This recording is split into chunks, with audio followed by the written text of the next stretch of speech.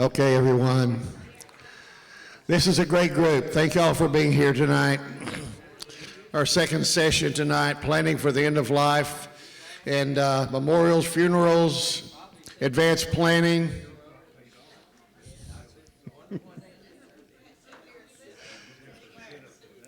All right. So we actually have two speakers tonight. Andy Browning is, this is Andy. J.D. Meeker is also here. He'll introduce J.D. in just a minute. And but Andy's a member of Northside Baptist in Weatherford. Most of you know where that is. And a Sunday school teacher from middle school. You're brave. Owner of funeral director for Browning Funeral Home in Weatherford. Parker County resident for 12 years. President of the Rotary Club, past president of the Noon Lion Club there, University of West Florida, Commonwealth Institute of Funeral Service. Both these guys are singers, one more than the other. JD, not tonight. JD is has a member of a quartet. Actually, maybe he can tell. You want to talk about that in a minute? Okay. But I've been talking to him about maybe coming here sometime to sing. But they're good guys, and we're looking forward to hearing speak tonight about planning for the end of life. So I'll give it to Andy Browning. Thank you. A lot of you I know. Anyway, this is J.D. Meeker. He works for us at the funeral home. He does family service with prearrangements, and that's kind of what we're here to talk to you about today is planning. Of course, I guess the next step from palliative care is planning for the end of life, so I guess it falls right in line. But in the folder that I gave you, there's a couple one's a group of handouts, the other's just an outline of what we're going to talk about. And I got the schedule that Donnie and JB gave us, and we are scheduled to be here till 7:15. I promise you we will not be here till 7:15. What I want to do is just give you a little bit of overview about planning for the end of life, why it's important. And this is information that I'm not here to sell anything. I'm here to tell you what you need to know so you can be armed with the tools you need to know, because we plan for the what ifs in life, but this is planning for when, okay? We buy insurance on the car just in case we get into an accident. We buy insurance on the house just in case a tornado takes the roof off. We're all going to have to face death at some point. It's just the sad but true fact. So I'm going to arm you with the information that you need to make informed decisions. As he told you, I've been in Parker County for 12 years. And the first 3 or 4 points on this schedule are all going to roll in together. I get called the new funeral home in Weatherford a lot. Barbara Park back there can tell you I may be the new funeral home, but I'm not the new funeral guy. A lot of you knew me when I was at White's for 10 years. Before that, I worked for a corporate funeral home for 5 years. So I've been doing this a long time. In May of this year, we opened our own Browning Funeral Home in Weatherford on North Main Street, and things have been great. But I'm not the new funeral guy. I am the new funeral home. And if you go through this, the first page on the handouts that we're going to do, J.D. Meeker worked with me at White's for a couple years. He was an educator before that for a long time. Coach. Somebody that tall got to be a coach.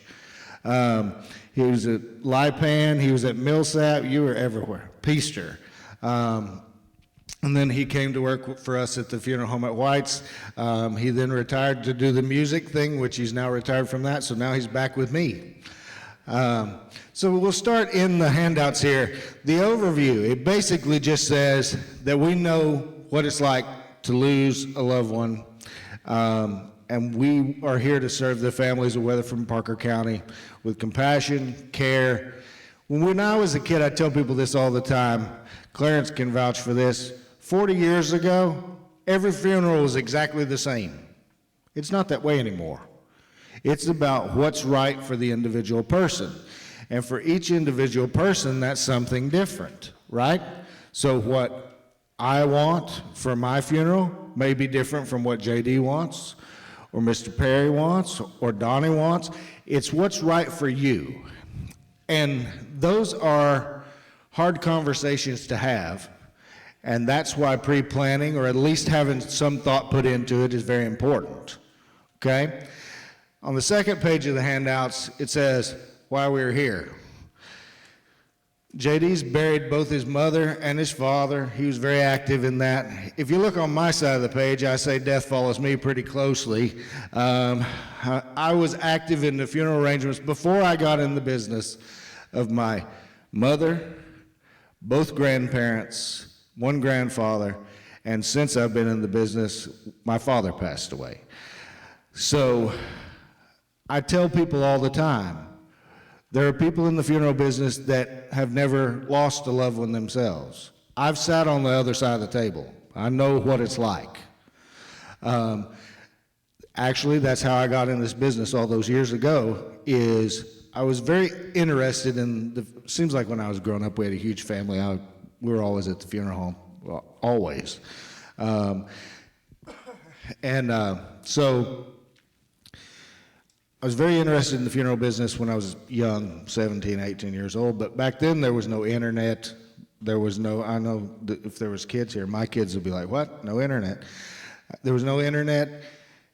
Information was hard to come by. So rather than pursue what you needed to do to get in the funeral business, I went and did something else for a long time. Well, my grandmother passed away. And when we went to the funeral home, I had a friend who worked at a funeral home. I was living in Pensacola, Florida then. Had a friend who worked at Bayview and Oaklawn Funeral Homes, and I went to my grandmother's service, and it didn't look anything like her. I mean, nothing.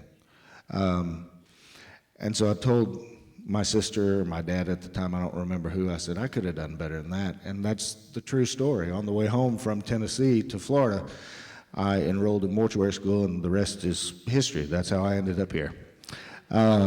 So that's why we're here, because we've been there. Moving on. When somebody passes away, there's a lot of emotions that come up, and very little of it is good, okay? There is some positive things that can happen when somebody passes away. It can draw you closer to your family. It can help you reevaluate your goals in life. It can help you realize that time is a gift if you take it in the right stride. But unfortunately, more often than not, the negative things come in. The sadness, the depression, anxiety. A lot of people don't become more aloof. They don't want to be engaged with family members. Then, of course, some people just like to fight. But whenever somebody passes away, grief kicks in. So, and we'll talk about this in a minute about, the options for funerals. And when I'm speaking of funerals, I'm talking about some sort of celebration. And again, it's different for everybody. I'm using the word funerals as a blanket. But again, it's different for everybody.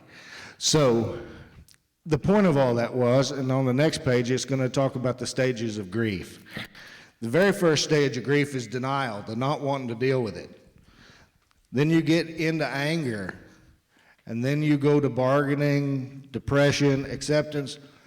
And I'll say something about all these this is psychological stuff. You learn it in school. It's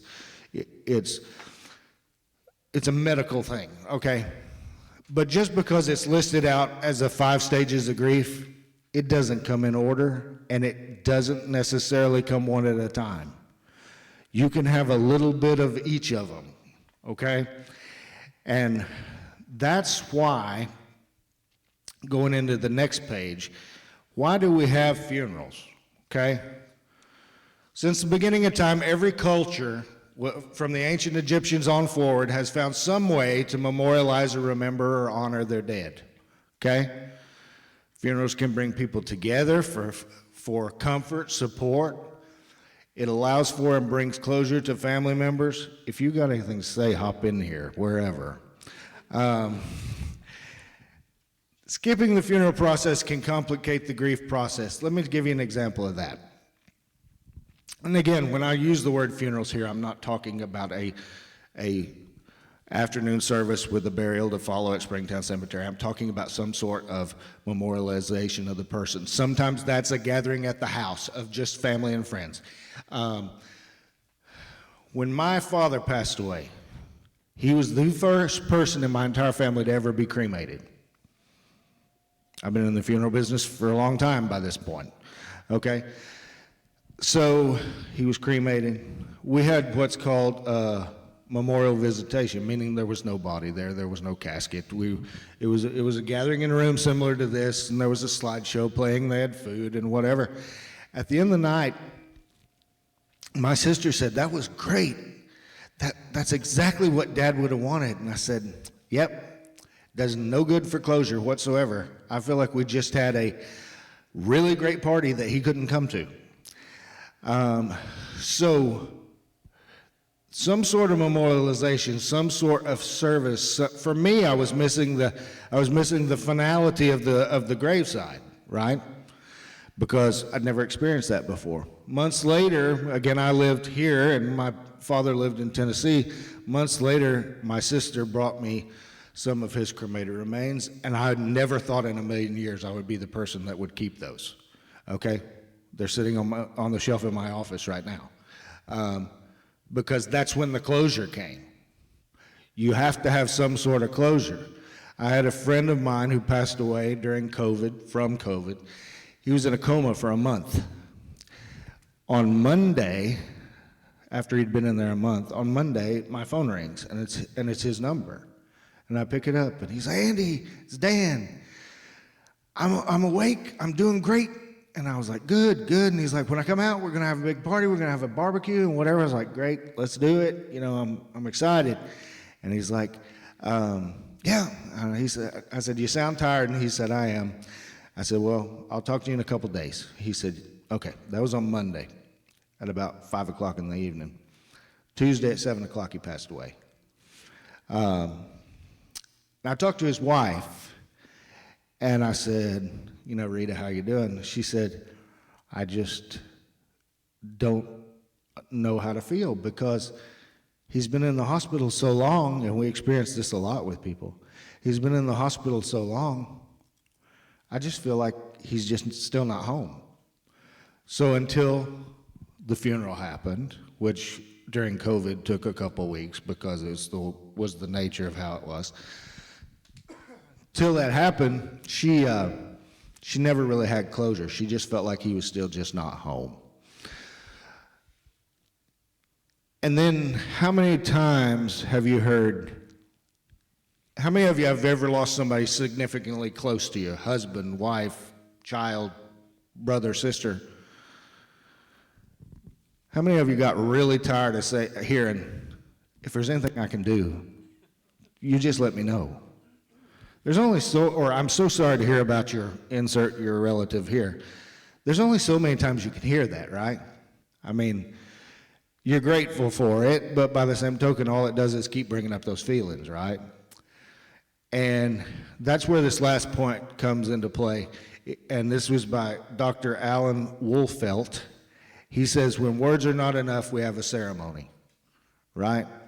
We have some sort of memorialization. Again, for everybody, that's different. For some people, it's a church service. For other people, it's a graveside service. And I'll get there in just a second. But flip to the next page. Possible components of a meaningful celebration. Tradition, readings, symbols, gathering, getting together, whether it's for a meal, whether it's for a service, whether it's... All right, go, bro. Okay, so how many of you in here have had to make arrangements for someone significantly close to you? Anyone?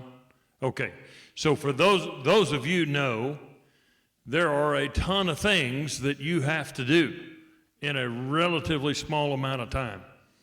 How many understand what I'm saying? Okay. Looking at, and I can just go off of the things that we've done together as funeral directors, and Ms. Park, obviously, a bunch of funerals, hasn't it been? Right? And you've seen nearly everything, right? Our family, for the most part, we sing. That's what we do. My grandmother, I remember to this day, telling us when we would come inside at a family reunion, ready to eat, we had to stop and sing 3 or 4 songs before we could eat. And you might say, well, that's kind of ignorant. Well, no. I have a bunch of singing folks in my family. And so we sing.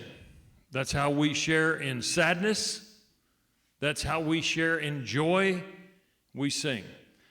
Someone said something to us at a family funeral. I have 67 first cousins. Only one of them can't sing. And we asked her to sit in the back. She didn't, we never have told her she can't sing. But the truth is, people have come up to us and go, man, where do you guys? Well, we do funerals and weddings. That's what we do. Can you take it on the road? No, but we do funerals and weddings. So we enjoy being around each other and singing. So for us, the funeral, the laying down of the life, for us comes in the form of singing and worship. And it's not that way for everyone. But at my dad's funeral and at my mother's funeral, I invited my cousins and we filled the choir loft at Northside Baptist Church. And we sang for an hour. Then I had my uncle get up and speak, preach a little while. Then we sang 3 or 4 more songs and we told people they could go home. And for our family, we were done. Not all families that are way. Andy's 100% correct on that. Every funeral is different. One of the first questions, and I didn't know this, Andy basically talked me into being a funeral director. I was just wanting to volunteer, Miss Park, just to help. Yeah. See, she knows. And here's the truth. Do you know one of the top 3 questions that the funeral director gets when there's been a death in the family? One of the top 3 questions we would get is, does my mom or dad have any arrangements with you? Anybody know what I'm talking about? They're wanting to know, did they do something to make decisions before we get there? That's one of the big 3 questions we get. And folks, I'm telling you, when there's not any, it's tough. And I admire people like Andy, and I thank him for his serving people. Because the funeral business is a tough business, if you didn't know that. It's tough to always have to be on your best for a family at their worst. It's tough. But he's as good as any I've ever met. Ms. Parks can attest to that. We do a good funeral. And we do it with honor and with respect. And so I'm proud to be a part of something like that. But as you think about what we're doing here tonight, folks, there's all kinds of services, and a meaningful celebration to you might not mean anything to anyone else, but do you know who it's for? It's for you. So if you're happy with it, are we happy with it? Absolutely. That's all I was going to say. Preach it again here. I think that's important, is who are funerals for? Does anybody know? The living. The funerals are for the living. They're not for the dead. Funerals are for the living, to bring closure, to bring happy memories, to try to replace sadness with joy through the memories. Because I've always told people, Memories is a gift of God that death can't take away. Nobody can take away. And as long as you have the memory of whoever that person is, whether it's your son, your daughter, your mother, your father, your husband, your wife, as long as you have those memories, they're not gone. I mean, they're not gone anyway. I mean, anybody that believes in eternal life understands that they've just relocated. But by the same token, they're not gone here as long as we remember them. Okay? All right. JD alluded to this. Going on to the next slide, and I printed these out on purpose because, one, I didn't want to keep you here for an hour and 15 minutes, and two, I want you to be able to take it home so you can think about what we've talked about. Three, we thought we were eating. Donnie said barbecue. So the next slide says pre-planned or unprepared. What are some of the questions and decisions, and he talked about this in just a minute ago, we will need to make after a loved one passes away, and how many are there? Flip to the next page. There are literally between 130 and 200 questions that will be asked, decisions to be made from the time that somebody passes to immediately following whatever disposition you have, whether it's burial or cremation. Everything from information for the death certificate, what type of service did they want to have, information for Social Security, did they have a will, did they have a trust? I mean, there's literally a list of about 200. Not everyone comes into play with every single one. Some are specific to just a burial, others are specific to just a cremation, but a lot of them, probably 100 of them, are going to bridge the gap between the both. I have given you a folder. It's called a Thoughtful Decision Guide. Again, we would love to write a pre-need for you. We would love to do a service for you. But whether we do or not, that folder will give you a lot of the information you're going to need, because somebody's going to have to do something for you, whether it's us or whether it's somebody else. Eventually, death is going to get us. Unless the rapture happens, death is going to get us, okay?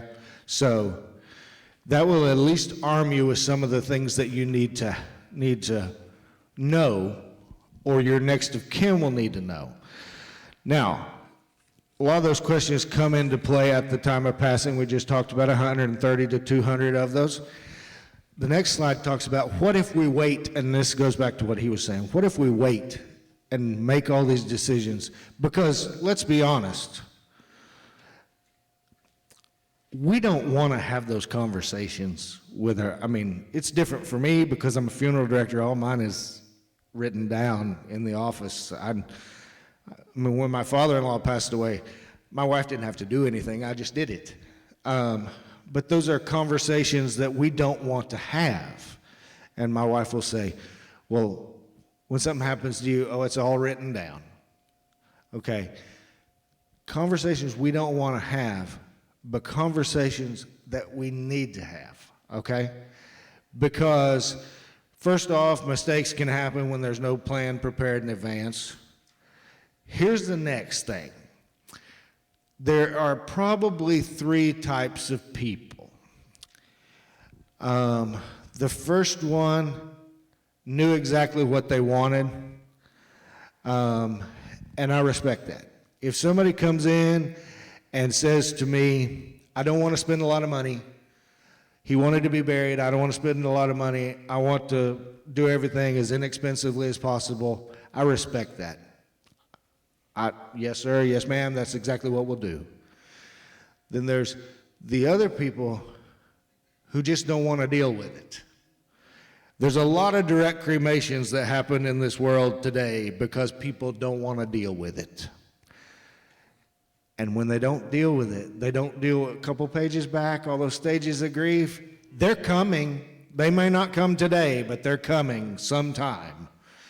So when you don't deal with it today, it doesn't escape having to deal with it someday because it's coming. But there's a lot of those things that say, I don't want to spend much money, or he wanted this. I respect that. The people that don't want to deal with it want the cheapest possible thing. And the third is the people that don't know, okay? If you make a plan, if you say, and it can be as, and I've told people this, it can be as elaborate or as simple as you want it to be. I have done people that we have planned out every single thing we're going to do when there's nothing wrong with them.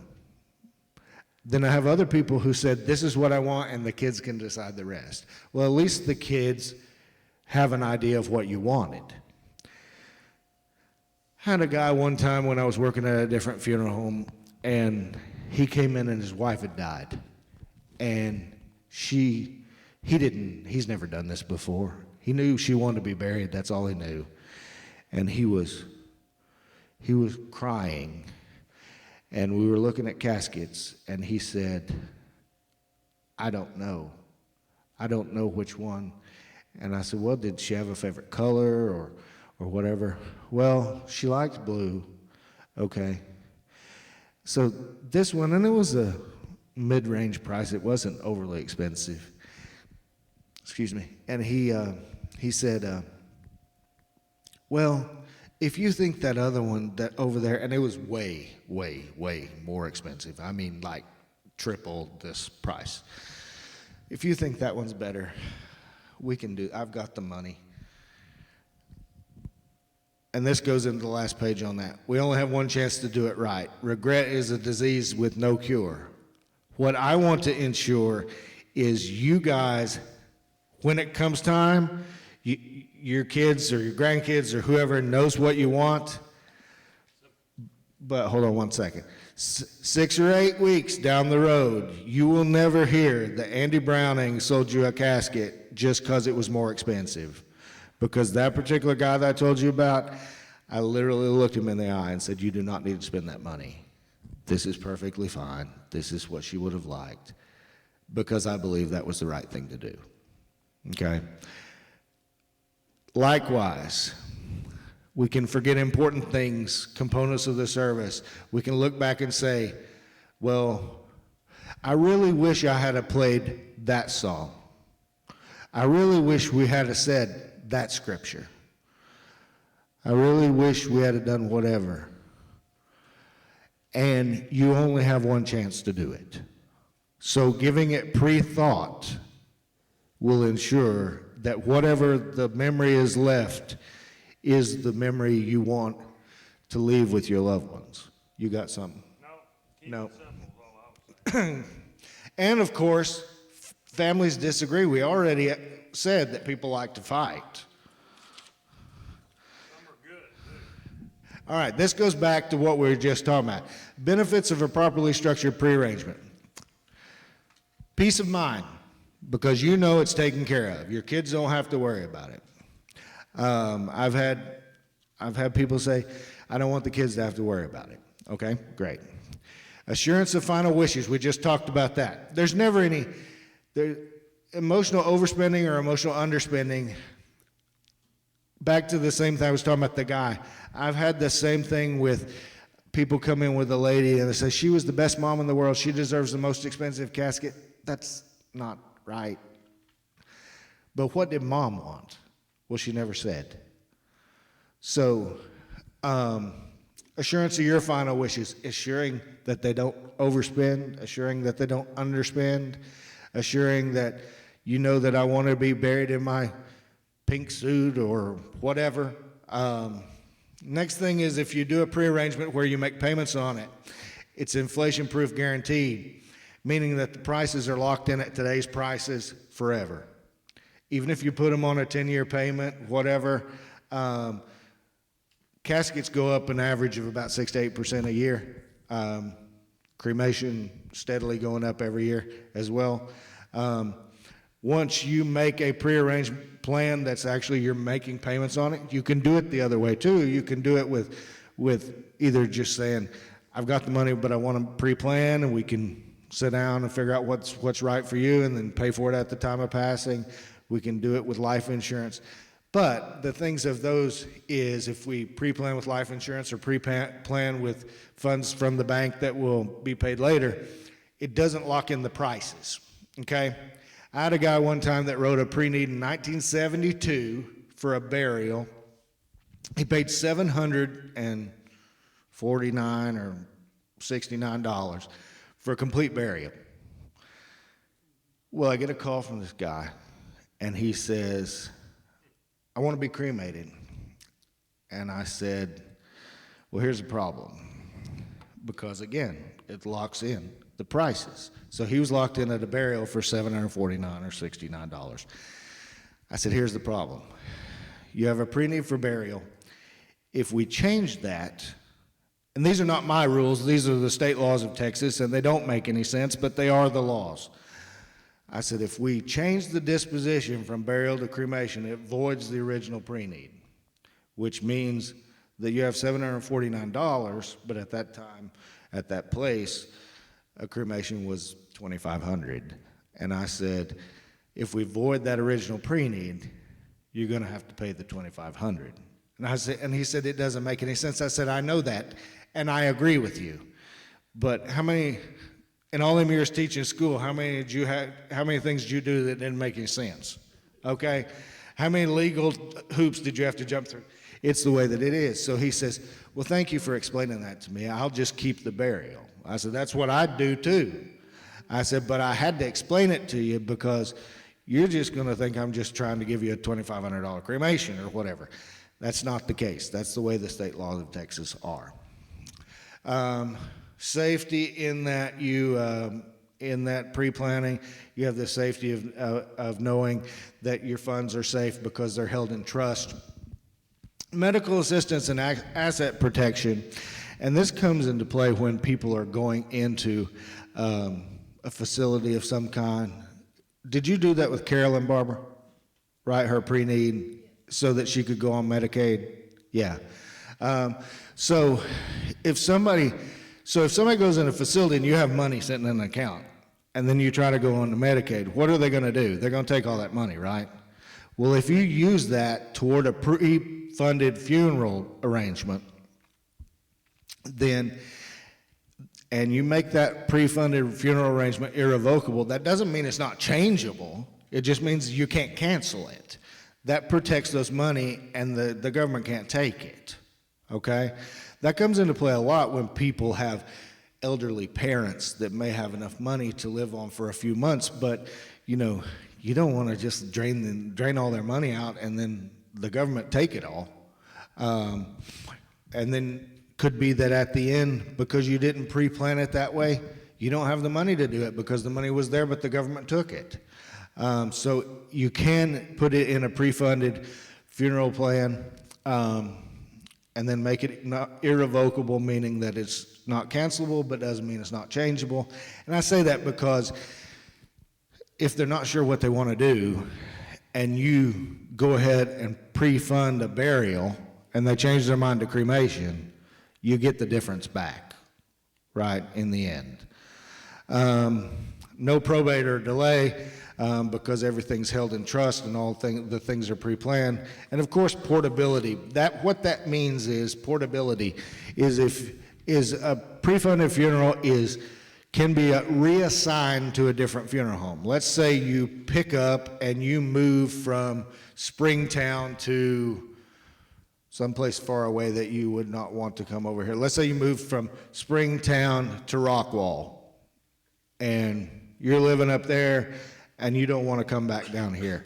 Well, obviously, you can transfer that prearranged funeral from Weatherford up to Rockwall or Springtown up to Rockwall. So it is portable.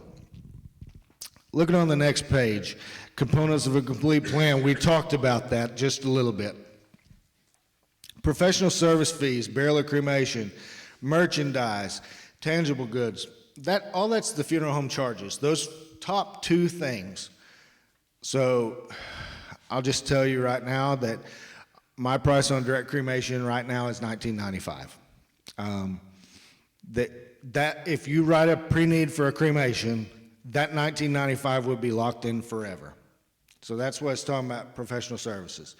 Merchandise. Caskets, again, you could have a casket today that costs $1,200. If you live another 20 years, it could be $3,000.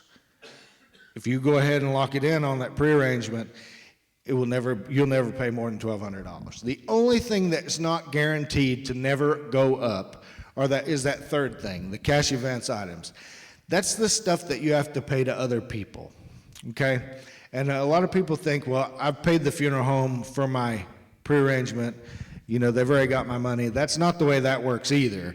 This money is legally held in a trust. My trust company is in Abilene, Funeral Directors Life. It's one of the largest funeral home trusts in the world. They hold the money in trust until you pass away. The funeral home doesn't get paid until you actually pass away, okay? But the trust guarantees the funeral home prices. What it cannot do is guarantee other people's prices. So if I'm digging graves for JD here, and I come in here tomorrow and say, okay, I was charging you $500 to dig a grave. Today, forward, it's $3,000. I know it's $2,500 more, but it's what it is. Well, I can't control that. And so That's when I get a new grave digger. that's when you get a new grave digger, but still. So that's why cash advance items, the state can, anytime they want, go up on death certificates. We can't control that. Where's Hal? Is he still here? Hal can say, I want $5,000 to preach your funeral. Clergy honorariums is one of the other things I was talking about. But no, I'm just saying that cash advance items, stuff you pay out to other people, that's the only thing that's not guaranteed. Everything else is completely guaranteed from now till forever. All right, now we talked about what is right. Do you have a question, sir? I just got a statement to make on that. Yes, sir. As long as it's put in there. For instance, my cousin just passed away, and when he had a prearranged funeral service, he had failed to put a limousine for the pallbearers, but he'd put a car for taking the flowers to the cemetery. However, we couldn't change that because the pallbearers, we thought that it would be equal, but it was way off. But he failed to put that. Sure, and I think that's important, and I'm not going to ask any questions about who that prearrangement was with, but I will tell you that it's very important that when you go through these, that those questions get asked. Do you want it goes for a prearrangement and I always tell people when I write them, I said, now, because truth be told, probably 99.7% of families in the world today don't use limousines. They just don't. But that doesn't mean that whoever wrote the prearrangement shouldn't have asked the question. Because had it have been in there, it would have been guaranteed. But how old was the prearrangement that he had written? Several years. Yeah. So. And then the thing about that was the flower vehicle. We never even used it because there were no flowers at the funeral. Sure. Okay. Well, and I think there again that we just have to be sure and address. And I tell people when we write, now, this doesn't include any limousines or did you want so-and-so, or again, it goes back to what's right for your family, and for your family, a limousine for the pallbearers was the right answer. So they should have been given that option in the beginning. But there again, going into it, I've seen a lot of things, and I've seen some things that are interesting over the years in that I've seen prearrangements that didn't have caskets on them. I've seen people that left off, one of the big ones is a lot of times, and Clarence can speak to this from the cemetery perspective, back in the day, they didn't require grave liners. Well, now they do. You know, so that may not have been, depending on how old it was, that may have been something that wasn't on there. You just have to be very upfront, honest with people and work through the situation. Because there again, we have to be sure that you're getting everything that you need, but at the same time, everything that you want. So there again, the cemetery may not require a grave liner, but I may want it. So just because they don't require it doesn't mean that I shouldn't ask you if you want it, right? Just like the limousine. Most people aren't using them, but that doesn't mean that whoever wrote that pre-need shouldn't have said, hey, do you want limousines? Most people aren't doing it, but do you want them? There again, it's those conversations to be had. You know, this is what I want.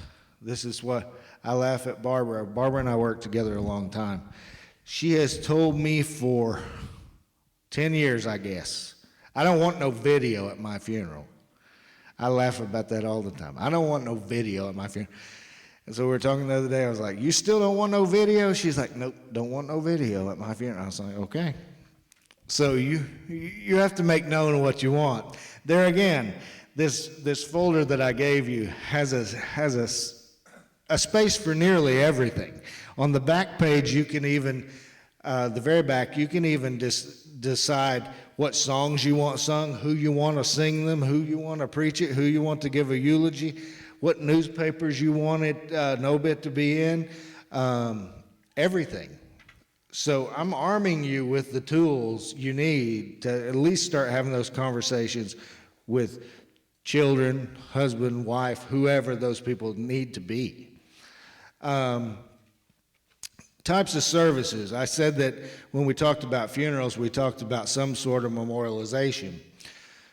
So, again, everybody thinks you have to go, everybody 40 years ago, it was go to the church, you have a preacher preach, 3 songs, pallbearers carry the casket out, go to the cemetery. You can have everything from a direct burial, which is no service, just take the body out there and bury it. You can have a direct cremation, or you can get as intricate as you want. A lot of people don't know that you can, a lot of people think that you have to do a burial or a cremation. Well, I guess that's true, but nowadays we can do what's called a full service cremation, which is we do everything that we would do for a normal funeral: visitation, open casket, service at the church, service at the funeral home, whichever. And then the only difference is at the end there's no burial, there's a cremation instead. So a lot of people didn't even know that was an option, because there's some people that don't want a burial. There's other people that say, well, what if I move? I mean, and I've had those where we've had to move somebody from one place to another. That's not a fun time. So it's whatever's right for your individual situation. Let's see, what else? All right, I get this one a lot, and this may or may not come into play with this room. I get people that say, I don't need to deal with it. I'm a veteran, the VA's got me. His father was a retired major in the Marine Corps. Did they have you? Did the military have you covered on the burial? $250. Yeah.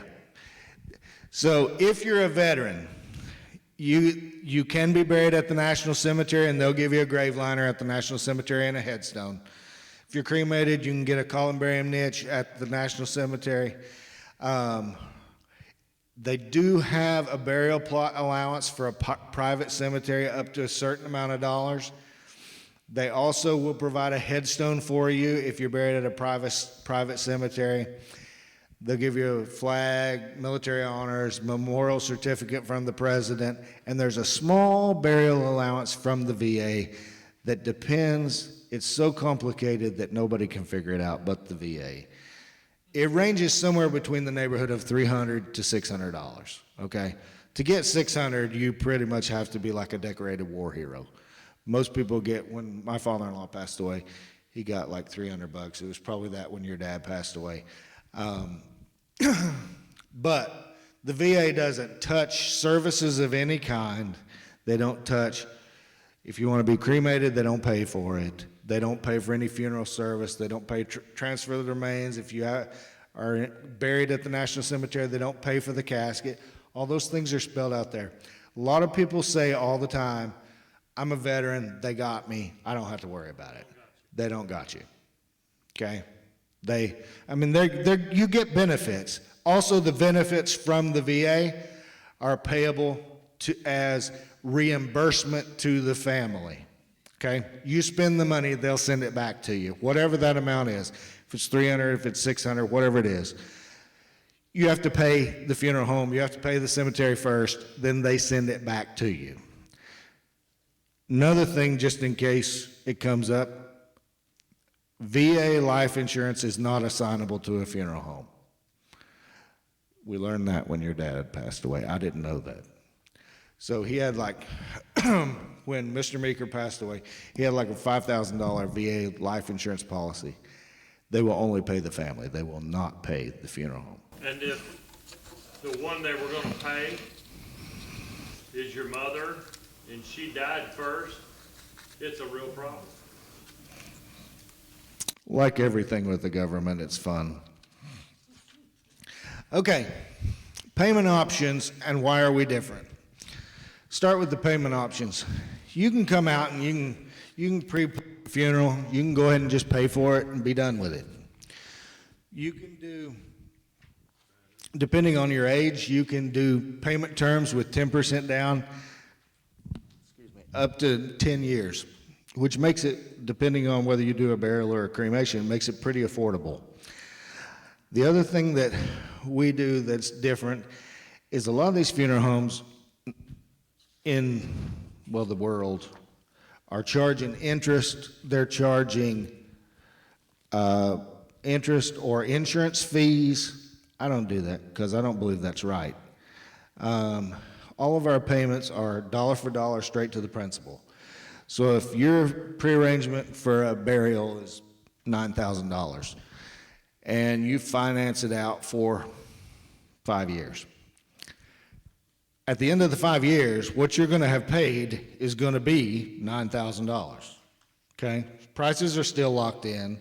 The money's still in the trust, all those things. I just don't believe it's right to charge people insurance premiums because now, what is different about my pre-needs than other people too is if you do pay those insurance pre-needs, then if you live 2 years from the date that you write the pre-need, it will pay itself off if you die, okay? It's a sucker bet, right? Because if you can live 2 years from the time that you write it and finance it for 5 years, you're going to end up paying twice as much for it because of the insurance premiums, and the odds are in your favor that you're going to live the 5 years and just pay the double price. So the way that mine is different is, yes, you pay dollar for dollar, but if you pass away, the balance comes due, which means if you've paid it off half, when you pass away, the other half comes due. It's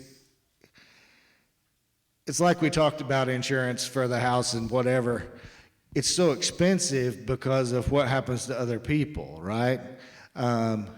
You're paying those same insurance premiums on these pre-needs with some other funeral homes in that they got to cover their losses on the ones that live the 2 years and then pass away and they have to pay it off, okay?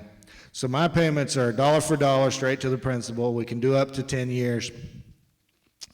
The other things are, and I would welcome any of you that come to Weatherford to come by and see us, because I got the newest, the nicest, and the most modern facilities in the area.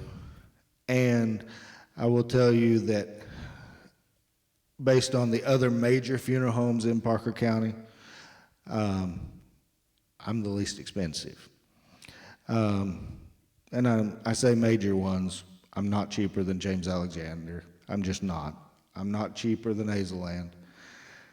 But over Whites and Galbraith Pickard, I am significantly less expensive because I believe it's the right thing to do, okay? Before I I came, we've already talked about that. Before I came and started this, I worked for White's for 10 years. I spent a lot of time there. And when I went out on my own, what I wanted to do, and I think Clarence knows me well enough, Barbara, Dr. Kincaid, if you talk to him, I believe in helping people. I just do. I believe that if you take care of the people, you don't have to worry about the money. That's going to come. And I love what I do. I love, you said thank you for what I do. I love what I do. I love being able to help people in some of the roughest times of their life. And there's a lot of questions that people have. And if everybody in here has, and if you don't, I got more. Everybody's got a business card. If you have questions, call me. Okay? If you have, hey, we're starting to talk about this. What about this? What about Social Security? What about the probate process? If you have questions, or we're 20 minutes ahead on the time, but we'll hang out for a few minutes after if you have specific questions. I'll take questions in a second, but if it's a one-on-one type question, we'll hang out and we'll go from there. Before we close out, you got anything else? All right. Does anybody have any general questions they'd like to ask or anything they'd like to say? Or yes, sir. Question on the VA portion there. Yes, sir. You said permits. What are you talking about permits? Okay, permits is just one of the parts of it. If you do a cremation, you have to have a cremation permit from the state of Texas. If you do a burial, you have to have a burial transit permit from the state of Texas. It's just one of the things they don't pay for. It's not a real significant cost. It's just one of the things that they don't pay for. Okay, so like a cremation permit's like $30, but it's still just one of the things that they don't pay for, meaning that they give you a lump sum benefit of some kind, but it's not going to cover it's not going to cover all of the arrangements, even if you do nothing but a direct cremation. You look like you have more to expound on. Well, I've got a situation I'll have to talk. Yeah, talk to me one-on-one and we'll figure it out. I'm the president of, where am I president? Whitechapel Cemetery Association. Okay? And we've got a cremation coming up in California. Okay. He died in California, October the 12th. We're going to bury her in our cemetery. Okay. Yeah. You're talking about a permit from the state? So those cremated remains, whenever they come, they should be accompanied with a burial transit permit, and that's one of the things that I'm talking about. Again, it's not a significant cost, but something they have to give you, because basically, I don't know if they're mailing these cremated remains to you or if they're bringing them, but if they're bringing them and the car gets stopped and somebody searches their car, they're going to need to be able to prove. They're going to know what's in that box. They're just not going to know who's in that box. And that's what that permit is for. You get the same permit for a person being buried in the cemetery. A lot of cemeteries don't require it, but if you ever ask for it, the funeral home would have it to say, hey, give me a burial transit to prove that John Smith died and the state of Texas says it's okay to bury him. Some of the big cemeteries like Greenwood and Fort Worth and Mount Olivet, they will require you to send it just to be sure, which means that at some point, I always tell people that type of thing doesn't just happen. Sometime they buried somebody that wasn't supposed to be buried yet. It's just, I'm sure it happened, and that's why they ask for it now, but most of the cemeteries don't ask for it, but if you ever did, it's available. Go, Clarence. I've had ours paid for it, Greenwood and Fort Worth, for 50 years. Do I need to go talk to them? I hadn't talked to them since I bought it. No, we did too. We went by there one time. Oh, one time when we sold our plots, we don't have the grace because of out here, Sure. we got plots out here. Yeah, so I would say that if you have the paperwork, at least take a look at it. And if you want me to look at it, just call me. I'm happy to. Yeah, That's been a long time. back, if it was that long ago, it probably is just a dollar figure and everything is included. Because back in the day, back in 50 years ago, they would say, okay, this casket cost $500, and everything is included in that casket price. Embalming, visitation, all that stuff. It's not that way anymore. You can't do it that way. And again, the laws changed because something happened somewhere, and now everything has to be, this line item costs this much, this one costs this much. But I would say you're probably pretty safe, but if you need me to look at it, I'm happy to. Just holler at me. Oh, it's my friend over here. He's got another one. I got a study for Greenwood. We have a tree plant from Greenwood.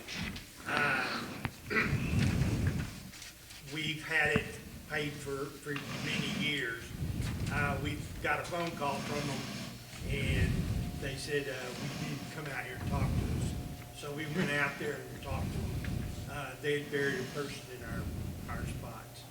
So we had to go pick out. Clarence don't know nothing about that, do you? We got a flower arrangement for Kind changing. of ride out to it. Yeah. Oh, well, they gave you some flowers. That's good. Did they move the other person, or did they?